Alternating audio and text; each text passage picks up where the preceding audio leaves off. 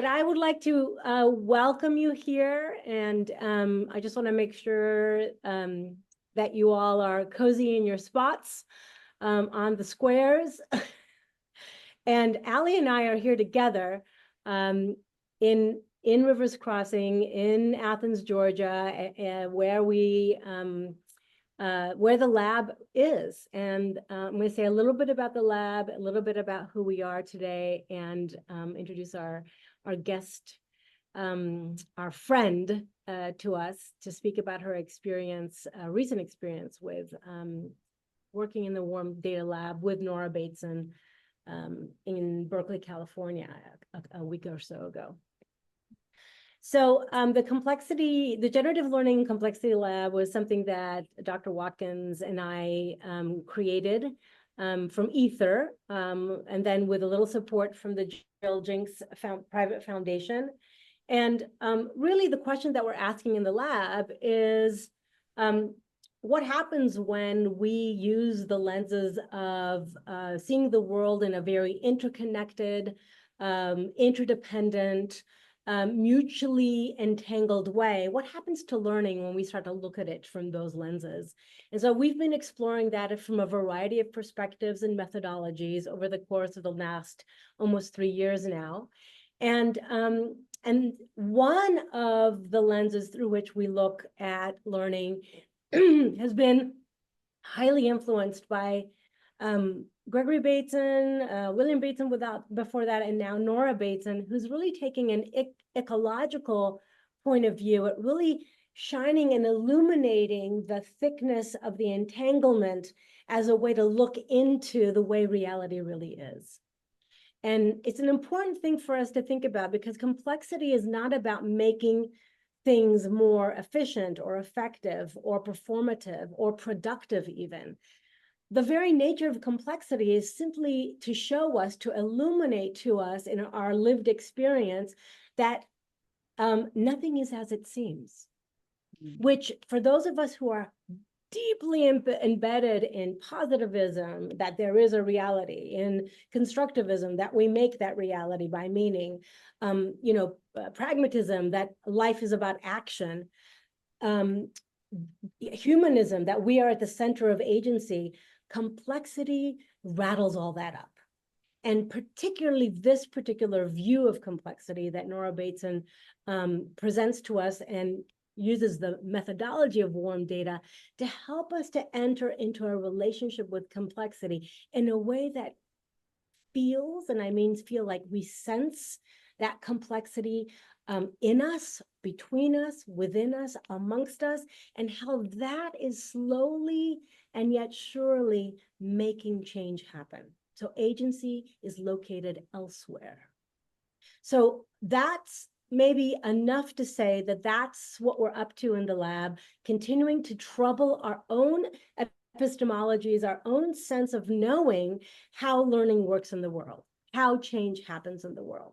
And we're excited today that Ellen Scully Russ, Dr. Ellen Scully Russ, is joining us and has been, collaborating with us for a while in asking these questions about learning in a changing world, which we'll say something about. I want to introduce my colleague here, Dr. Cox, who's also joining me in this inquiry, along with Dr. Scully Russ. Allie, do you want to introduce yourself? Oh, hi, everyone. I'm glad to be here. I'm a clinical assistant professor at UGA, colleagues with Aliki. And I come to complexity through my experience so far with warm data, and really the idea of how do I become sensitive and in a way that I can more readily respond to what I'm seeing, what I'm noticing, what I'm immersed in the interdependence of relationships and all things by really sensing into warm data. Nice, thank you. And without further ado, I think you can put a link to the Complexity Lab so people can read more about us. I'd love to introduce Dr. Ellen Scully Russ, who is a very willing and good friend to enter into good trouble with me. and getting into insisting on troubling the very foundational ideas that we both have been immersed in for 20 somewhat years, requires friendliness. It requires a kind of trust and mutuality in learning together.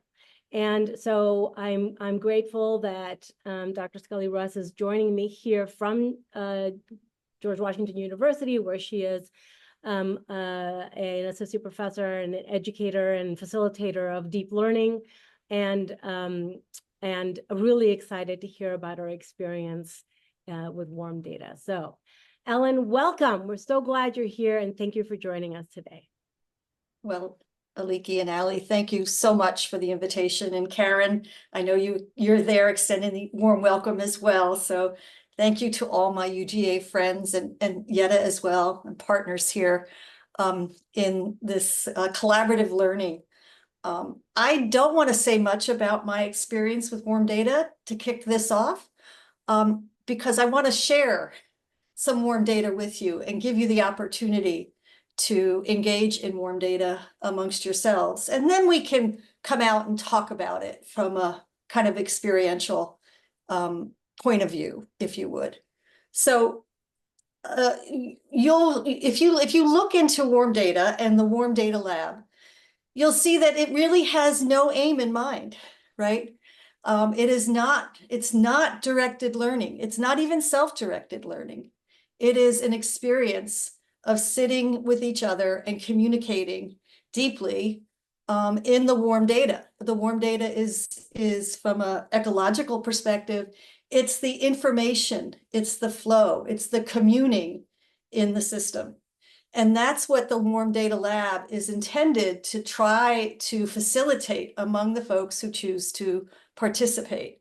So it begins with a story offered by the facilitator, followed by a question that then the participants take into small groups and discuss from whatever point of view they want to choose. You're encouraged to move in and out of different contexts, to explore your experiences as it relates to the question, to key off something that resonates with you in the story that was shared. But there's no rules. There's no right or wrong way to do this. So I'm going to share a story that occurred about 1.5 years ago. And I've shared this with both Ali and Aliki. I shared it with Ali at the time. And the incident occurred while we were doing the Warm Data Lab online in May of 23, I believe. And I was being exposed experientially to a lot of the ideas that we were playing with in the Complexity Lab and in the Complexity Project. And that was kind of just being in the flow of life and information and opening up your senses to what it is that is available for you to notice and what resonates, and observe yourself as the observer to see what comes up. And so Ali and I were talking about it, and I shared an experience with her that I had in the recent past. And I thought the story resonated with the conversation. Let's just put it that way. So a little bit of context. It was about 1 year after my husband died. And I was feeling some anxiety around my possessions, not just any possessions, but special possessions, those things that had real meaning to me and to us. And so one of the things that anxiety manifested in was my jewelry. And I just had such an anxiety around my jewelry that whenever I wore anything that he had given me, I would be touching it all the time to make sure it hadn't slipped off. And it just brought so much anxiety into my life. I just said, I'm done. I got a little tray. I put all my precious jewelry, and precious doesn't always mean expensive. It just means special. And I put it in that tray, and I put the tray in the gun safe down in the basement. And I just said, I'm done with it for now. And so months and months and months passed, and I decided, well, maybe it's time to bring out something I feel safe with. And I thought that something that I felt safe with would be my diamond stud earrings, which, by the way, was the first piece of precious jewelry that he had given me. So I went downstairs into the safe and I opened up the safe, took out the tray. No earrings. Nowhere to be found. I could not see them at all. They were not in the tray. Flashlight, examined the whole, took everything out of the safe, had the flashlight in every single little nook and cranny, no earrings. And oh my goodness, my anxiety just went through the roof because I feared, my biggest fear was coming true, and that is I lost something meaningful to me. And I spent the entire day fretting. But also deep down inside, I knew that those earrings were somewhere in the house. I just could not see them. So anyway, I went back and forth between this outer anxiety and this inner peace around not being able to find something that was very special and meaningful to me. And finally I said, okay, I'm done with the fretting. I'm going to sit down and I'm just going to maybe do something out of the ordinary for me. And I went online and I looked for a meditation on lost things. And lo and behold, on the second or third page of Google, I came up with this website devoted to a goddess who purported to be able to help people find lost things.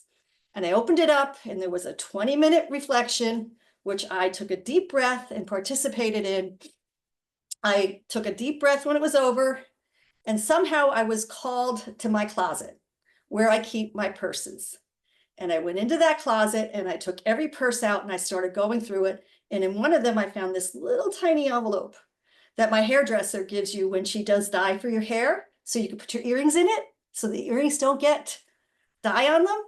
And sure, the envelope was empty, but I thought, there's something about this envelope. I went back down to the safe with my flashlight. I took out the tray, and sure enough, tucked in the corner of the tray was a little tiny envelope that I could not see through my anxiety with my earrings in it. So our question for you today is, what is learning in a changing world?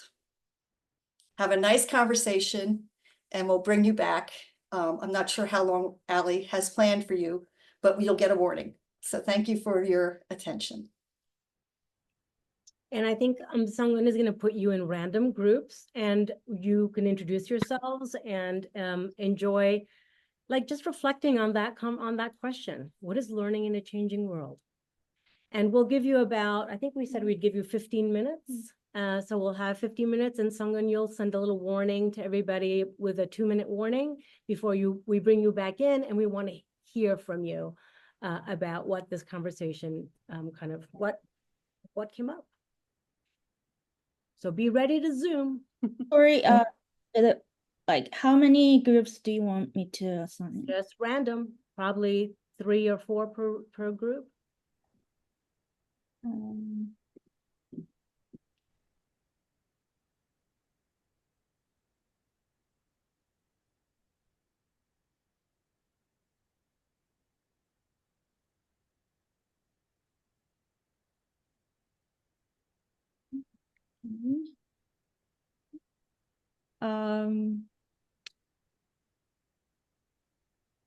Actually, I need a number. I need to know the number, how many There are groups. 31 people in the room. How about 9? Okay, So 9 groups of 3 okay, I would. or 4.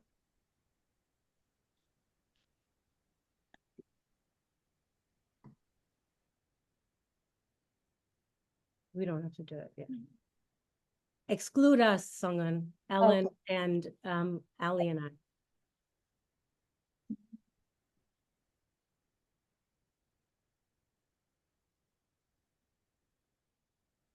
How can we remove you?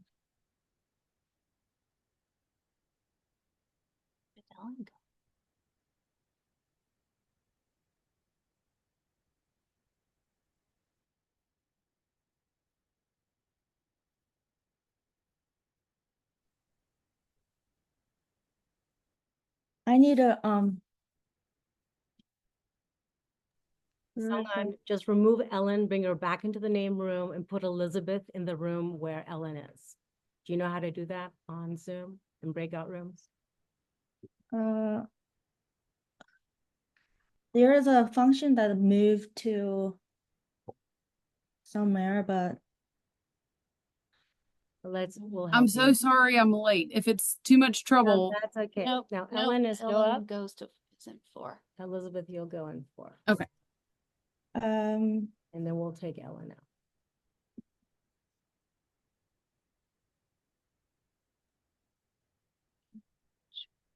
Well, Move to, are we just gonna pull her out? we don't have to. We can leave her there. It's fine. Jonathan is in the room. You want to put Jonathan in a room with Peter? I don't What know. room is that? Just so, oh, and Jonathan is here in 2 ways. I'll put him in room 5. you just moved Jonathan to move room 5. I did it. I got it. DJ, almost time, are we? Okay.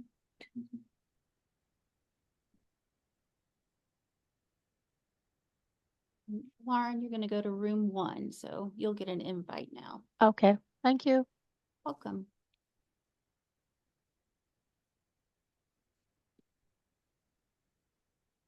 Okay. There. Still, we have, in this room, we have, no. Oh, sorry. Heather and Jennifer will be fine in a room together. That's fine. Yeah. Do you want me to Dr. Allen, can we stay her? Just leave. Hi, welcome back, everyone. All right. I trust you had generative conversations. And we want to hear a little bit about your experience with those. But before we do, I thought I would just offer a little passage from some of Nora's writing. It's from her essay that she calls The Squishy Mud of Warm Data, Where Senses Find Senses. And she says, warm data is not an artifact. The processes of warm data do not produce artifacts. Information, the gathering of senses through differences that make differences in the warm data processes, are alive. By that, I mean that the way in which the senses are sensing and the information is forming is not grabbable, nor should they be. This is a source of frustration for some and a relief to others. Either way, it is just how it is. When I think of a hot cup of tea, I am comforted. I do not sense the digits of how much water, sugar, or milk proteins I have ingested.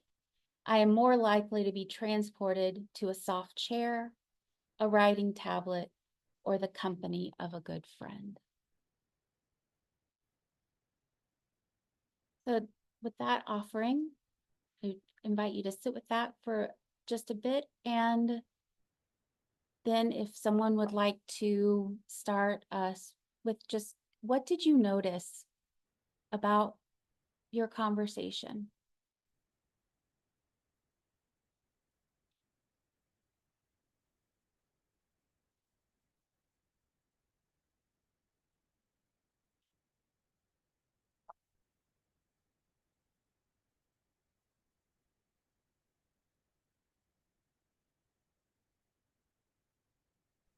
I just had one person in my room, so our conversation was really easy, and it felt like, because we had similar reasons for being in this space, it just really flowed easily, not just on the topic, but even a little bit off of the topic. Thank you, Jennifer. What else? Other noticings? I guess I could go and hopefully my group will join me.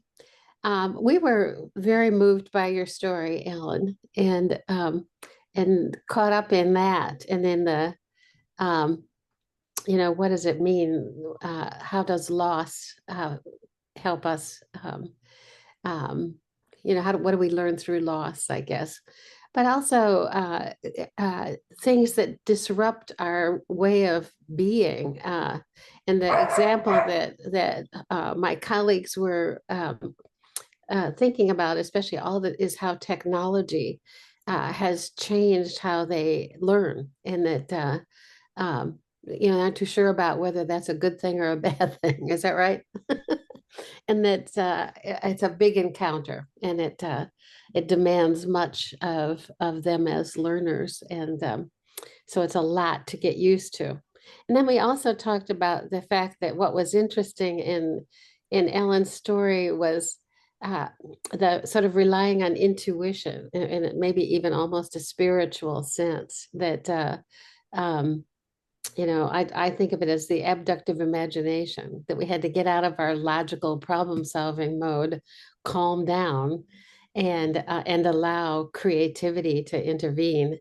And when it did, the answer presented itself, and that so we thought that was quite neat too. And group, would you like to add anything? That was a beautiful summary. Thank you. Absolutely, was a summary, great summary.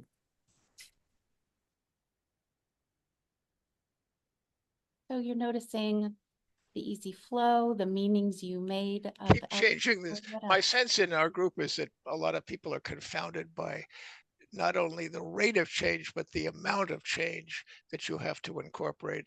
And I introduced another element, which is the affective aspect of change, which I think in relation to the story of the tea is exactly what's going on there. It isn't the water, it isn't even the tea bag itself, or the emotional satisfaction that you get out of it is an affective learning, I would have to say. Yeah, the language that Nora uses is the sensations, right? We learn how to sense in the relational entanglements and to see what emerges, what meaning, what noticing, what tone, what experience wants to be revealed. I think that one of the things that bubbled up in our group is when we talked about learning in a changing world, the emotional connection or emotional intelligence connection to how we learn bubbled up a lot. And we talked about even your relationship to love and like persons that you are learning with in your learning community versus, say, respect and trust and building that community and what that looks like, and lots of anxiety in terms of what this changing world looks like and preparedness and things of that nature with our group. So lots of talk about emotional connection to how we learn.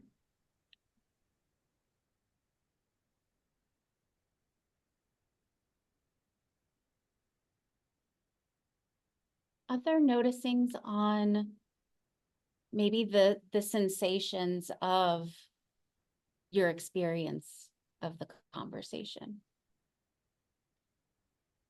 I would say the common sensation that I felt in the group is there is the not knowing that everybody's dealing with, and there were a couple of suggestions offered. One was space to reflect, the need to focus on values and to consider the context.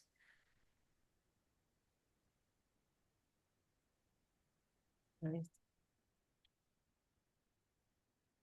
I liked what Aliki said about the senses, because you can imagine what a vast universe of inputs is to the learning processes that makes available, and about which we have been sort of trained not to think. I mean, we think of everything to do with learning as cognitive, and it's so much more than that.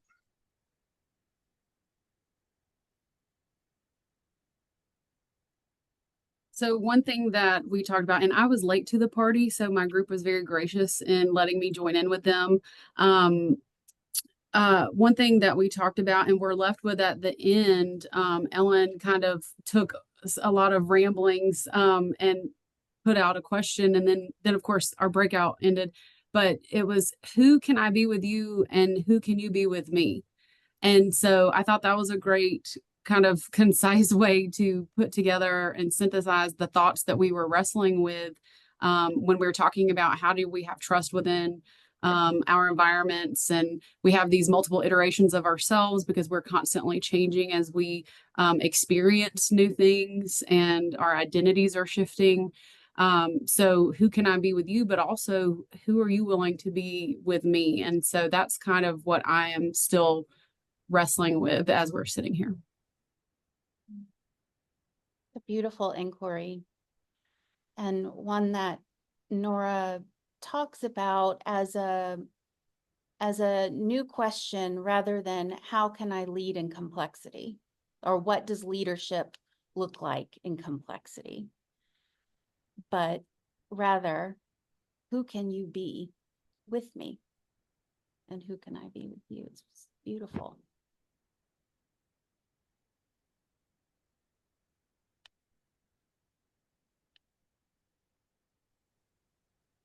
You know, I shared that question because that was something that really resonated with me from my experience in the Warm Data Lab in Berkeley, right? There's pieces of this that are, you know, it's complex, right? And there's multiple layers of warm data and multiple different types of experiences that you can have in a warm data lab that go unnoticed. For a very long time, and then something happens and they resonate to the top. I mean, that's what Nora talks about, is that warm data doesn't do anything, right? It just is. And if you entangle with it, it will matter in some way, but nobody can predict it. That's the emergence piece of it, right? But what it's doing is Karen and Victoria, and I think Yetta are thinking about the whole notion of readying, right? And that's a notion that comes from this line of work. And it's instead of, you know, how do you change a system? It's how do you live within it, right? And how do you understand the multiple complex sets of relationships and dynamics that live within and across different contexts of life? That if you sensitize yourself, like Ali was saying, in new ways, it's a new observation. You don't know what you're going to observe, and you don't know how that's going to impact you. But there's a deep trust that it will in some way, right? And I think that's the whole idea of readying, right? And what I'm taking, just what's front and center for me in this new experience of mine, the second experience of a warm data lab, is this notion of who can I be with you and who can you be with me? And that's layered into a whole set of understandings that Nora offers as it relates to the ecology. And one of the themes that comes out of that discussion for me is that there's no community without communing, right?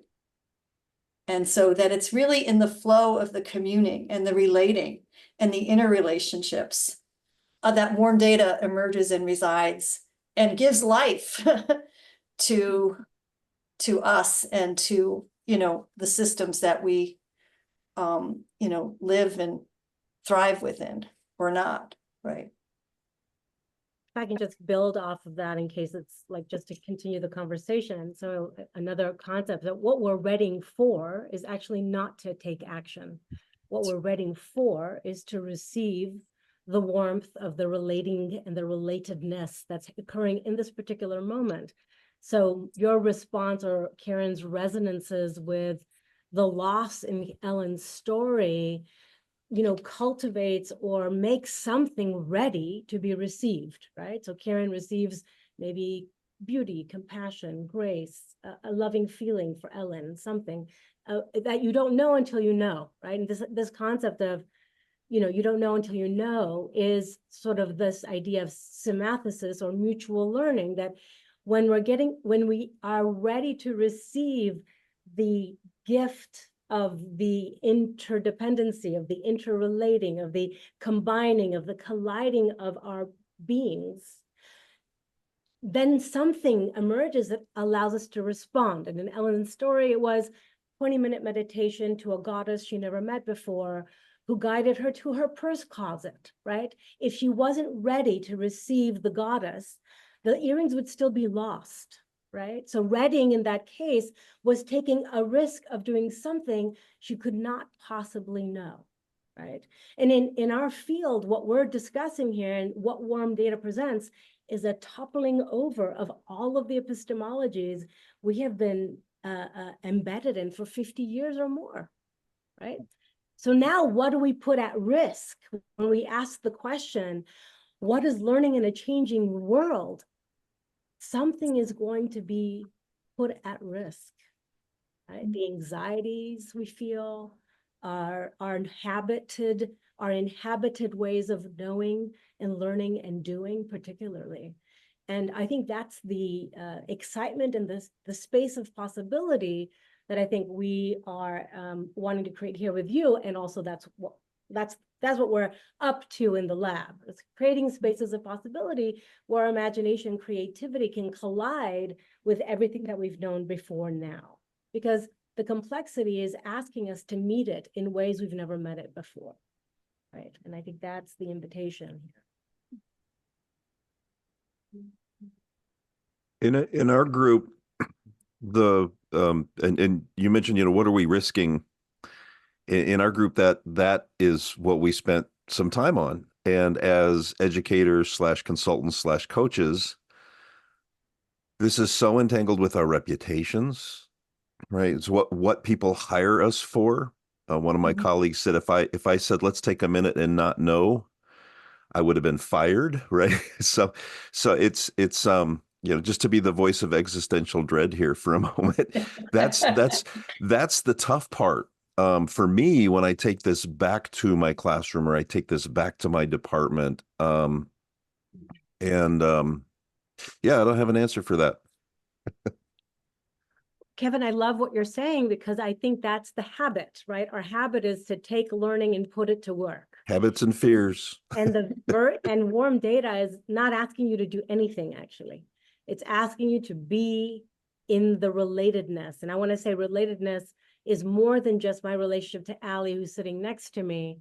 It's not more than my relationship to the beloveds that are in this community right in front of me, but it's also in the larger in the system of relationships and relatedness that are here now, asking for us to pay attention differently. Sama, I can see your hand, but I can't see your face. Yes, thank you, Dr. Aliki, for getting into the conversation with me. So my question is, I just want to kind of get this idea of the relationship between the learner and the teacher. And if we can at least maybe comment on something that I had previously, like a quote that says, when the student is ready, teacher will appear. When the student is truly ready, the teacher will disappear. Any comments on that? I love it. When the student is truly ready, the teacher disappears. That's very interesting. What do you think it means for you, Sama? I think in this time and age and this I would say, exposure to knowledge, it's like we're taking, and from my perspective, I'm just like a sponge. So taking in too much, and I'm trying to filter out what should stay and what's important and what's really relevant and what to take out. And it is difficult, and it creates this anxiety of the feeling dysregulated of the fear of missing out, I guess. And then I don't know if I'm ready into making decisions and really saying, okay, that's enough of that. Let's focus on this. And I how many times I said that to myself, but I keep, breaking this, promise and then saying, I need to explore this one more thing. the shiny object and so on. So I don't know if I'm ever gonna settle and be ready into really taking control of what I want to learn and just, dismissing what's not relevant. And it's difficult being from um, coming from a different culture, coming from a different, I would say, perspective and life experience and so on. It is always, I need to know both worlds and learn from both worlds, and it's exhausting. Yeah. Yeah, thank you, Sama. I really can hear that. Maybe it's time for another story. Ellen, should I tell a story? Yeah, sure. Okay, let me tell a story. So, I'm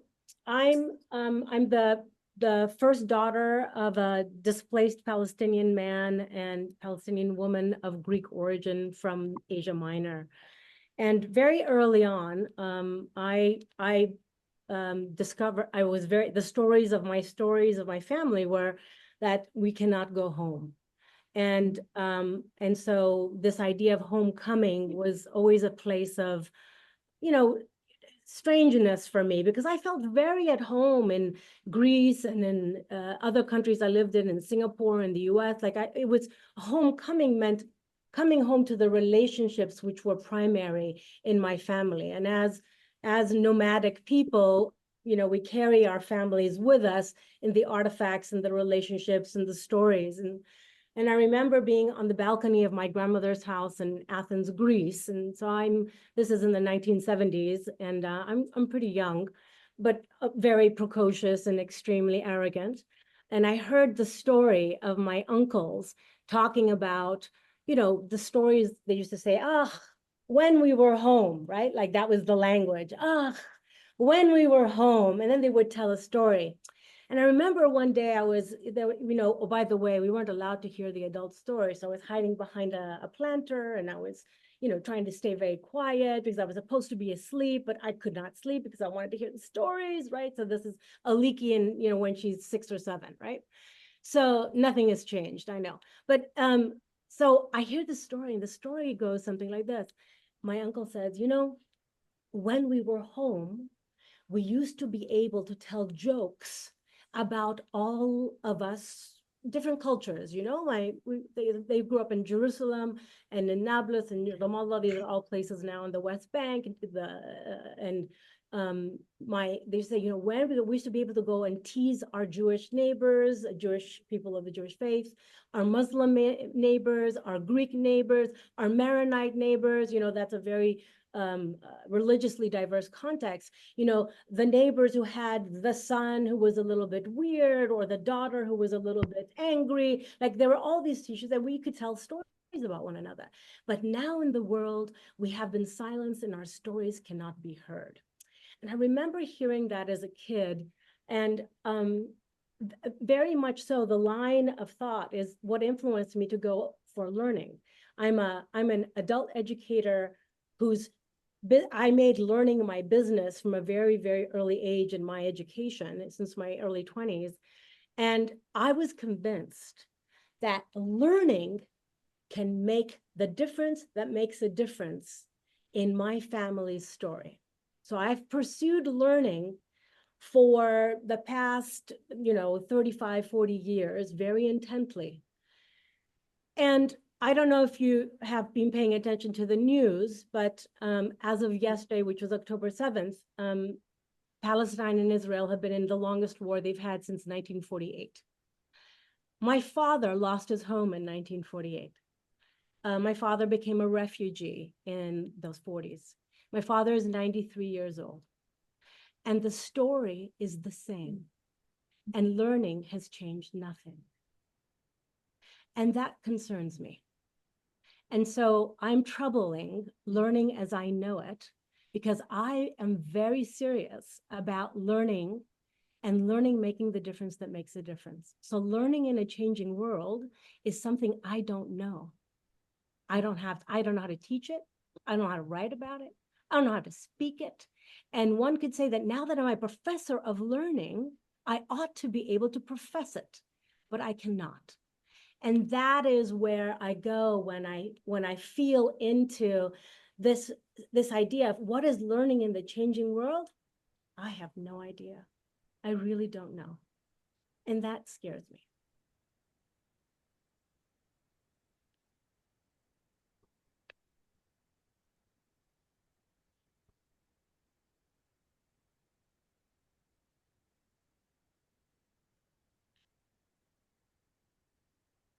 One aspect I think about is the story you tell about your uncle.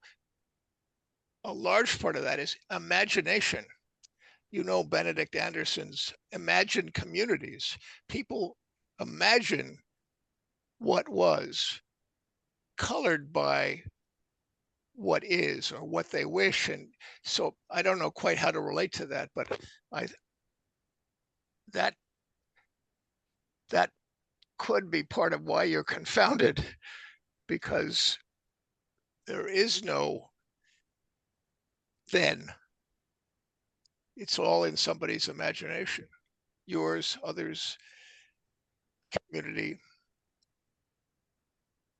Just a thought.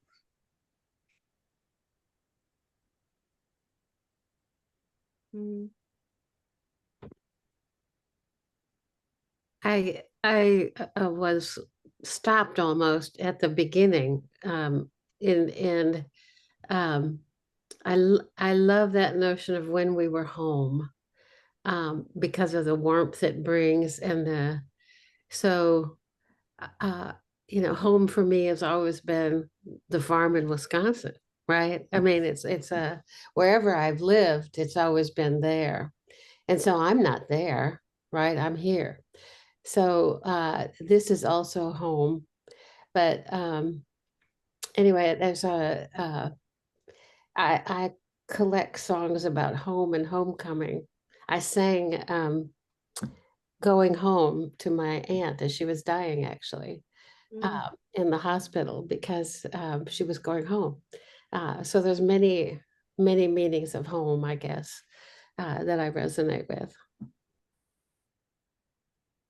Yeah, I mean, I'm so privileged. I have so many homes, and homecoming is very different for me than it is for my father, right? Whose homecoming will never come to be, other than in different ways, which he's making sense of right now. But yeah, that's an interesting, it's, you know, I think I love the idea that there's warmth. The story there is no resolution to this story. No. It's that is the warmth of the story that I've carried as a child of those generations, that still in me works me to continue to be in the inquiry, right? That's the warmth of the data, is in me. It continues to move me to ask new questions and to be willing to risk what I've known, right? You know, I found that a lot of the stories that were shared at the Warm Data Lab were all about intergenerational relating and understanding, right? They all weren't, but many of them were. I was struck by that. That I think when we enter into this space and begin to think about, or are encouraged to think about, you know, interdependency and relating, we can't help but to go back to our most, you know, primary of experiences, right? And the learnings that we've taken with us throughout our lives from people who lived before us, right? And with a concern for people who are, you know, will come after us, right? And I was just really struck by, you know, the way in which people were called into an intergenerational space by this context that was created, right? And that's, I think, you know, kind of so important to this understanding of the world, right? Is that we live in an ecology that's living, right? And that regenerates itself, right? With whatever's there, right? And so, you know, I mean, the whole idea of biodiversity, right? You know, if you limit the amount of life in anywhere, whether it be a meadow or a community, the flourishing is not as robust as it could be, but it does change. It does develop in some way, right? You you can take a walk in the park and see how trees sort of bend to the light. And each tree does it in a different way. And they might, tangle up with the weeds, right?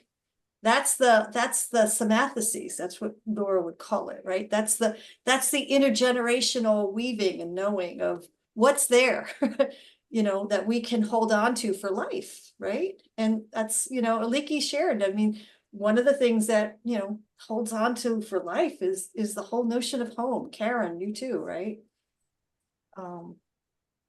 So I agree that this is not about doing anything.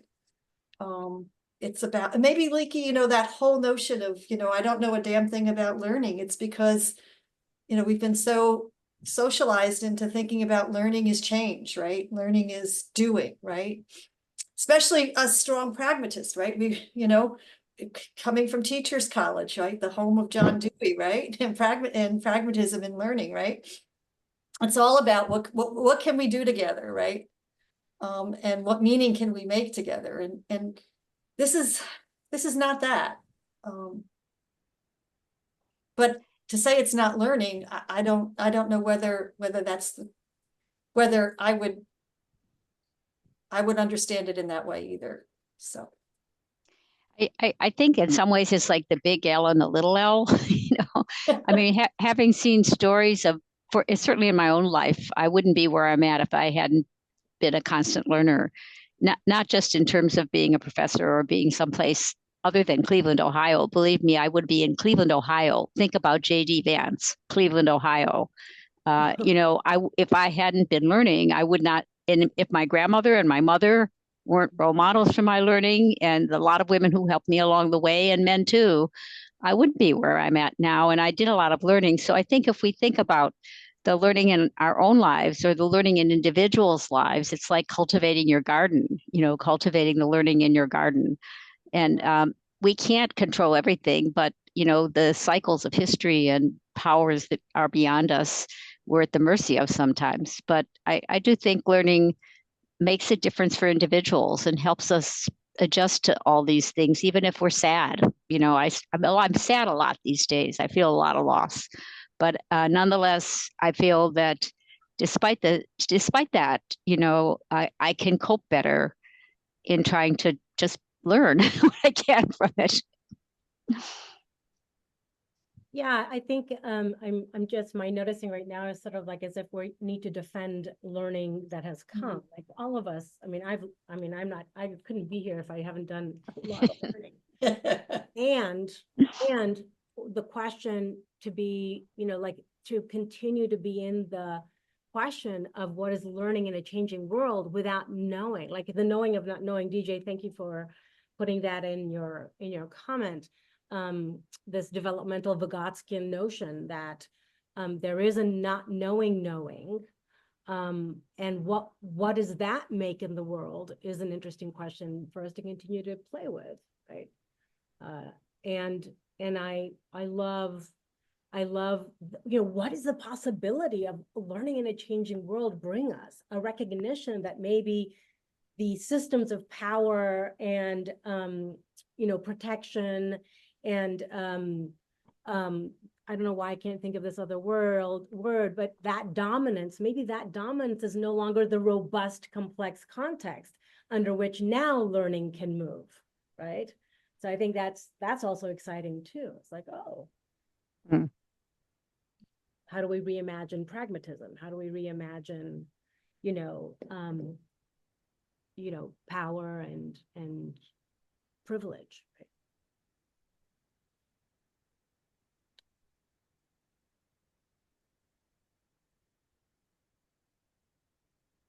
Well, I'm just looking at some of the text messages that are coming through so we don't miss anything. I think this approach or understanding encourages not only a not knowing, but an exploration that's different, right? That we might reframe and rethink as learning, right? A piece that we haven't brought into the conversation yet is the whole transcontextual knowing, right? And I think on some level, those of us who have studied, many learning theories, particularly the more reflective, transformative ones, it's really, it encourages us to think about, it's really the shifting of perspectives that's so important for reflective knowing and learning. But it really, the approach really does help bring that to light in terms of what does shifting perspectives really mean in a complex world, right? A complex, continuously changing world, right? It's and the method is really designed to help people move physically in and out of contexts in the conversations that they're having.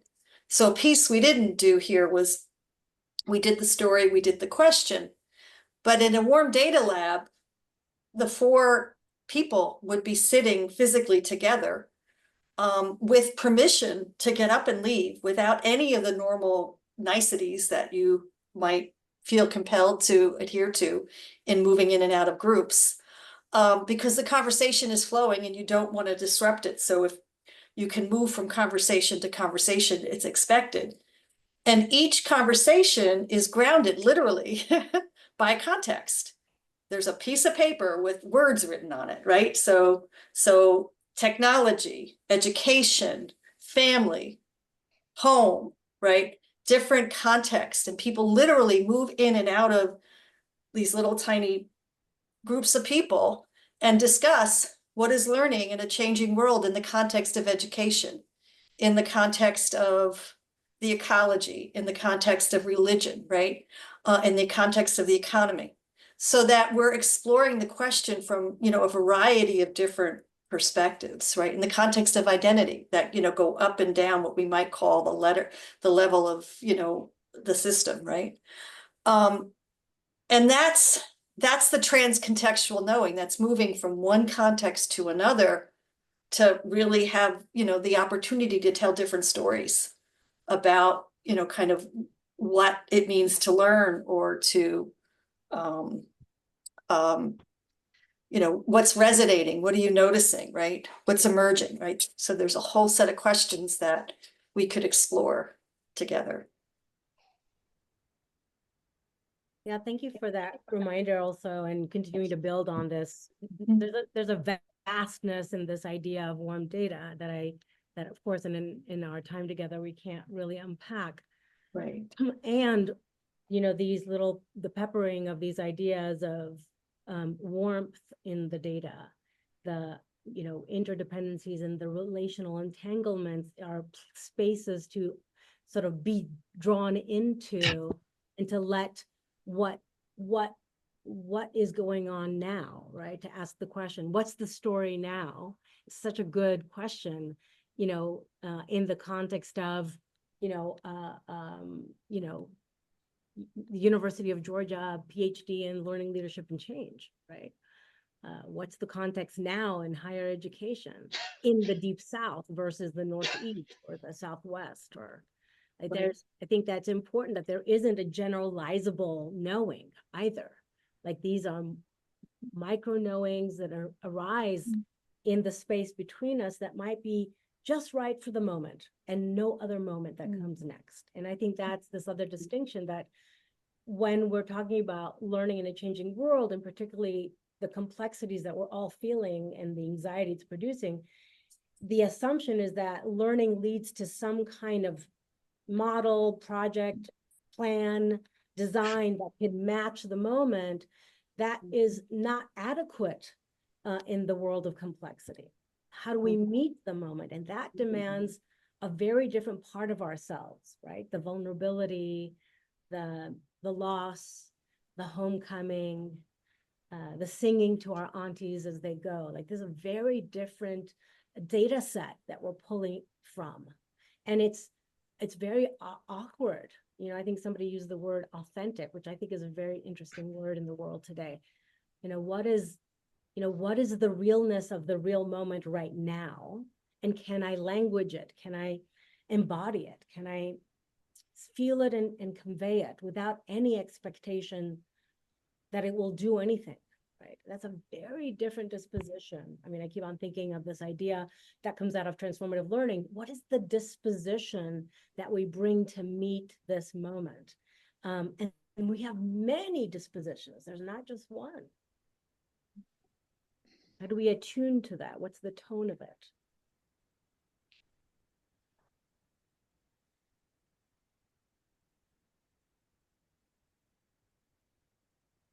Oh, Ellen, you're muted. Yeah, so I'm curious, what's resonating for folks?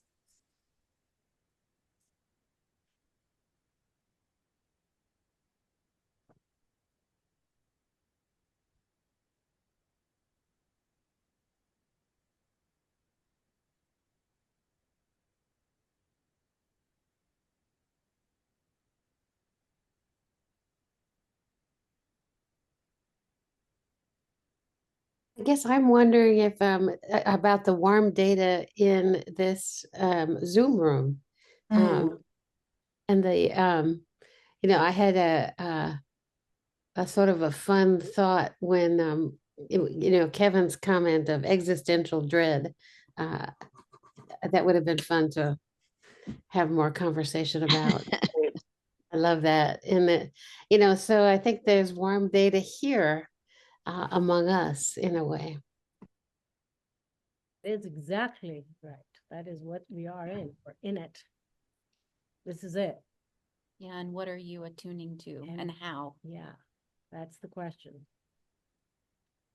I'll share something. A lot of what I shared in our small group was more personal learning that I have done and having to let go of my old ideas of learning. And I do think the program, the master's program that I went through over the last 2.5 years, 3 years, really brought a lot of that to light. One thing that I addressed in our small group was, I don't know quite how that fits in my system right now because I'm doing a great job personally.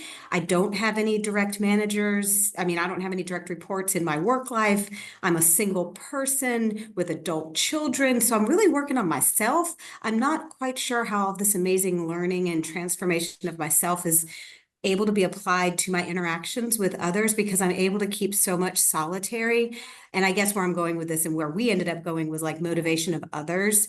Like, I don't really care as much if you're doing things good for you. I mean, I'll try to help you, but like, I can let it go. I can let the results go. But is there going to be a time where I really do need to see results from others, and how will I handle that in this concept of kind of more of a free flowing learning?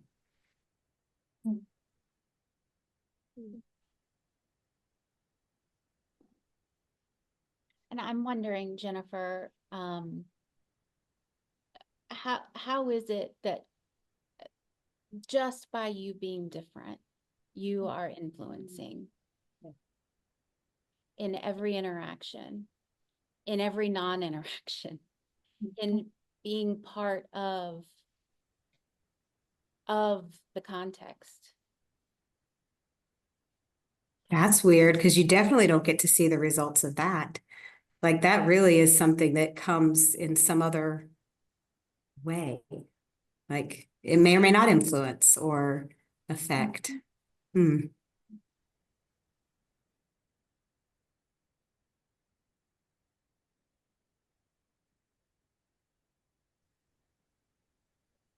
I ask a question? Go ahead. So if that's the case, like you don't know how to kind of get the fruit of your like new life or new perspective and so on. So opening conversations, asking for feedback, because everybody is kind of shy away from giving the other person, oh, you changed my life in this part, or and I don't know if we are encouraged to do more of that, of checking in, reflecting, did I even what went well, what didn't go well, and as well as like what worked for you. And I don't know if we're not familiar with this language, like, to be honest, in many cultures, like I don't know if any culture does it. So it's like a big question of like people who keep always checking in and kind of keeping this conversation going with warmth and openness. So, and being really authentic in and helpful for self and others. So I don't know, feedback for that. Interesting that you should bring up the notion of feedback. because in the war, and Aliki and Ali have asked me to kind of intersperse some comments related to my experiences with the lab here. So that's what I'm doing. I'm not bringing everything back to that, but I am sharing kind of the things that resonated with me in the lab. And it was that whole feedback, Samara, that really the quality of it was just so different. I was called to do it. I was called to share with somebody. A day or two after, we had an exchange about that. I was still sitting with it, and it still was meaningful to me. And really a different appreciation for the quality of the interactions that we were able to have. You know, I was having just a coffee conversation with a young man who I hadn't had the opportunity to talk with prior. And it was like 3 days into the event. And I think he just asked me, as an older person, one clearly a lot older than he, you know, do I have hope in the world? And the question just, it slayed me that such a young man would ask that question. And, you know, I shared with him that I do. And I, you know, shared with him that, you know, there's lots of stuff going on for me that, you know, give me hope. And some of it was very personal, and some of it was not. And we talked about, you know, kind of where that question came from. And I could not leave that event at the end without going back to that young man and just thanking him for that opening, right? And letting him know that, you know, it really touched me. And I'm still marinating with his question, right? And all of it implies, you know, in terms of just the existential angst that younger people feel, and that I hear others, you know, that people in our generation feel too, right? It just became so present for me in his question. And I had real empathy for him. And we shared that, you know. And that's feedback. That's not, you know, performative feedback where, you know, you did a good job, or, you know, I like that contribution that you made because it opened this up, right? It was just something more, it was different than how I would define feedback in a more, you know, performative context.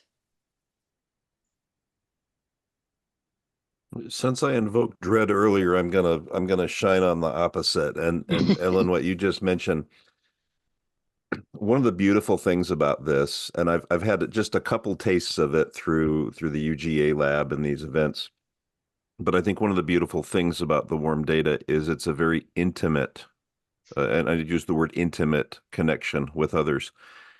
And if we're intimately connected with others, we are more likely to be peaceful with them. We are more likely to, if we create something with someone, I know for me, if I create something with someone, I am much less likely to pick at it or want to destroy it altogether. And so that to me is the great beauty and promise of this, is it is a very hopeful approach. It's a very hopeful enterprise. And as I read Nora Bateson, and as I've worked with this, it does bring me joy, even in the face of all this stuff out there.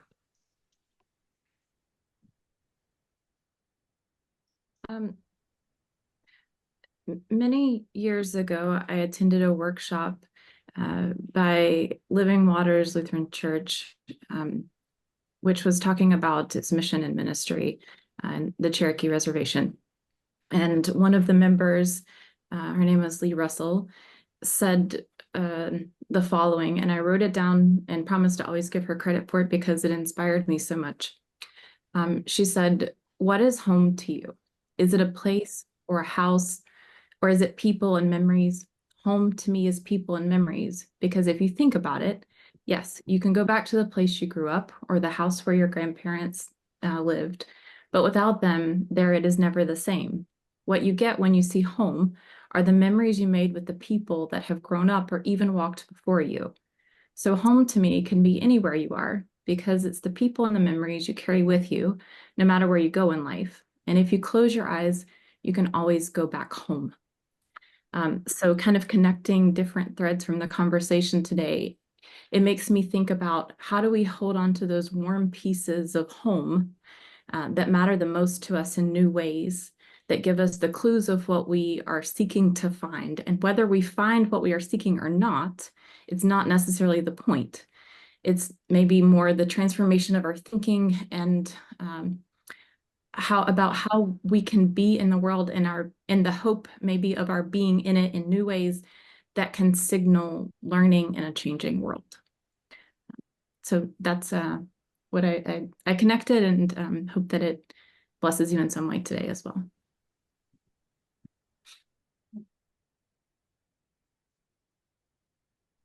Beautiful. I think it's a beautiful ending to this time together, by the way. I love the blessing and the joy. That feels like beautiful moments and places to pause and take in what's been offered and the generosity of everybody here today. Ellen, do you want to say anything more? Just thank you.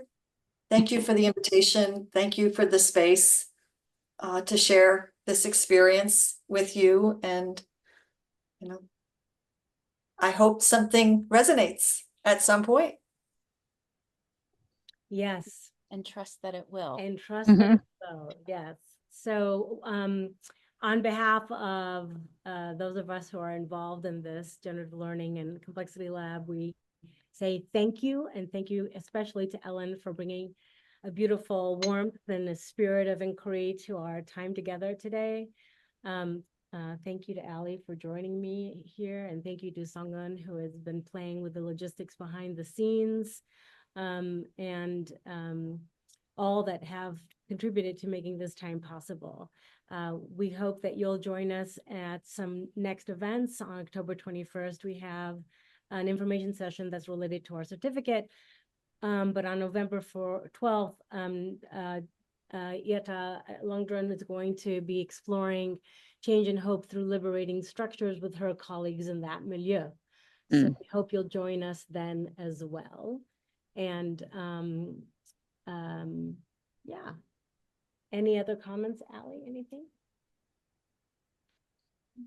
Thank you. Thank you for being here. Thank you for warming us up. So farewell. I'm going to ask Ellen to stick around. So Sung-Eun, don't close the session just yet. But thank you all for joining us, and we wish you a beautiful day. Thank you. Thank you. Bye. Bye. Thank you. Thank you.